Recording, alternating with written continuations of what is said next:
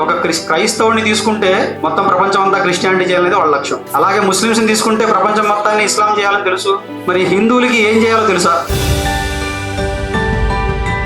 హిందువుల పిల్లలు ముస్లింల పిల్లలు ఒకే రకమైనటువంటి స్కూల్కి వెళ్తూ ఉంటారు. కానీ నేను చూసింది ఏంటంటే ఉదయాన్నే తెల్లవారుజామున 5 లేదా 6 గంటలకి ముస్లిం పిల్లలందరూ నెత్తి మీద డబ్బులు పెట్టుకొని మసీదుకి వెళ్ళిపోతారు. అదే స్కూళ్ళలో చదివేటువంటి హిందువుల పిల్లలు ఇటు రోజుల్లో దేవుడు అడగండి ఆదివారం కూడా గుడికి వెళ్తారు. అంటే పిల్లలు ఒకళ్ళే, తల్లిదండ్రులు ఒకళ్ళే, కానీ వాళ్ళ తల్లిదండ్రులు వాళ్ళు నమ్ముకున్న సంస్కృతి మంచిదో చెడ్డదో తర్వాత సంగతి. వాళ్ళు ఏదైతే నమ్ముకున్నారో అది తర్వాత తరానికి అందించడానికి చేస్తున్నటువంటి ప్రయత్నం హిందువులు చేయట్లేదు.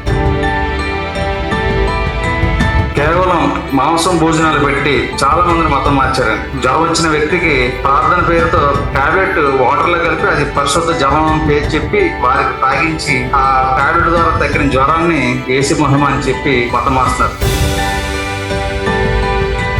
ఈ రోజు ఇండిపెండెన్స్ అప్పుడు 92% హిందూస్ ఉన్నారు, ఇప్పుడు 72% హిందూ ఉన్నారు. ఎంతమంది దాని గురించి ఆలోచిస్తున్నారు? మనం అందరం basically నిద్రపోతున్నాం.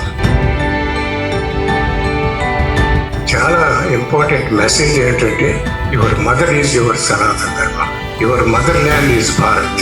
If you cannot protect, if we all cannot protect being a Hindu, we should all be ashamed of ourselves.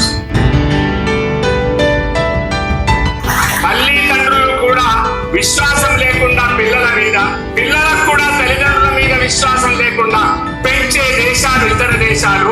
మన దేశం ఒక్కటి మాత్రమే తల్లిదండ్రులను గౌరవించాలి అని చెప్పేటువంటి దేశమని నోటితో చెప్తున్నాం, కానీ ఇప్పుడు క్రియలో ఆచరించడం లేదు మనం.